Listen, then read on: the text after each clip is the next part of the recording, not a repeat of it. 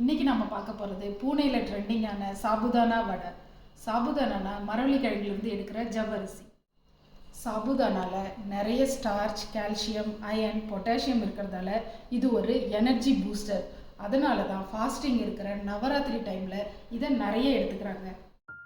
இதுக்கு தேவையான பொருட்கள்: 1 கப்பு சாபுதானா, பச்சை மிளகாய், கருவேப்பிலை, ஜீரகம், ஓமம், ஒரு சின்ன துண்டு எலுமிச்சம்பழம், கொத்தமல்லி, நிலக்கடலை வறுத்தது ஒரு 2 டேபிள் ஸ்பூன் பொடி பண்ணி வச்சுருக்கேன், உப்பு, 2 உருளைக்கிழங்கு வேக வச்சு துருவி எடுத்திருக்கேன், கொஞ்சமாக தயிர், ஒரு துண்டு ப்ரெட்டை மிக்சியில் போட்டு பொடி பண்ணி எடுத்திருக்கேன், பொரிக்கிறதுக்கு தேவையான அளவு எண்ணெய்.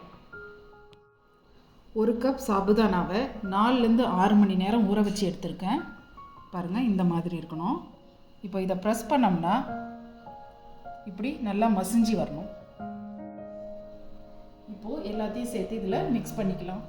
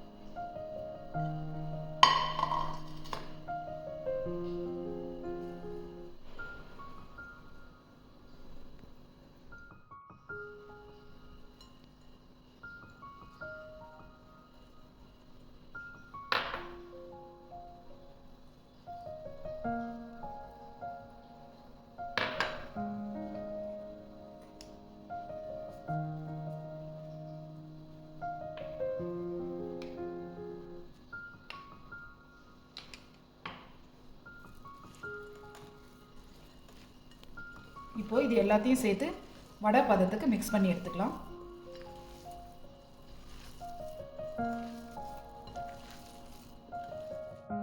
இப்போது வடை பதத்துக்கு எல்லாத்தையும் மிக்ஸ் பண்ணி எடுத்தாச்சு. இதை பாலாக செய்யறதுக்கு முன்னாடி 2 டேபிள் ஸ்பூன் நல்லா சூடான எண்ணெய் இதில் சேர்த்துக்கிறோம். அப்போ தான் வடை பொரிச்சு எடுக்கும்போது எண்ணெய் அதிகமாக ஒட்டாமலும், எண்ணெயில் பொரிச்சு எடுக்கும்போது அதிகமான எண்ணெயை குடிக்காமலும் இருக்கும். அதுக்கு தான் இதை சேர்த்துருக்கோம். வாங்க இப்போ வடைக்கு தேவையான பால்ஸை ரெடி பண்ணிடலாம். அதுக்கு 2 கையிலையும் ஃபஸ்ட்டு தண்ணியை நல்லா தொட்டுட்டு சின்ன சின்ன பாலாக எடுத்து இப்படி சர்க்கிள் பண்ணி இப்படி பண்ணோம்னா பேட்டி மாதிரி வரும். இதை ரெடி பண்ணி வச்சுக்கலாம். அப்போ தான் எண்ணெயில் போட்டு பொரிச்சு எடுக்கிறதுக்கு ஈஸியாக இருக்கும்.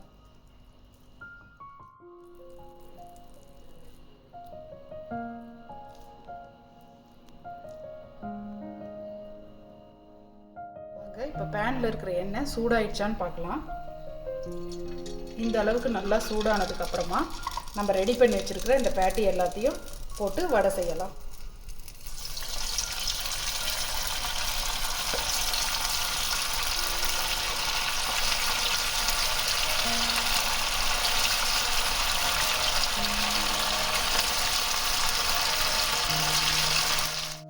இப்போது வடை ஒரு சைடு நல்லா வெந்துடுச்சு. இப்போ திருப்பி போட்டுக்கலாம்.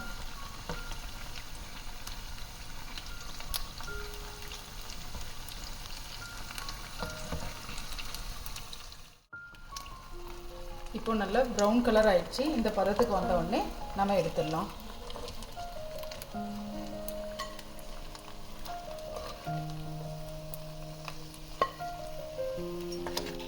பூனே ஸ்டைல் கிறிஸ்பியாக டேஸ்டான சாபுதானா வடை ரெடி ஆயிடுச்சு. இது புளி தண்ணியோட கெச்சப்போட சாப்பிட ரொம்ப நல்லாயிருக்கும். இதை உங்கள் வீட்டில் ட்ரை பண்ணி உங்களுடைய ஃபீட்பேக்கை கமெண்ட் செக்ஷனில் ஷேர் பண்ணுங்கள். தேங்க்யூ. நீங்கள் ஏதாவது ஒரு விஷயத்துக்காக ஃபாஸ்டிங் இருந்தீங்கன்னா அதுக்கு அடுத்த நாள் இதை செஞ்சு சாப்பிட்டு உங்கள் எனர்ஜியை பூஸ்ட் பண்ணிக்கோங்க.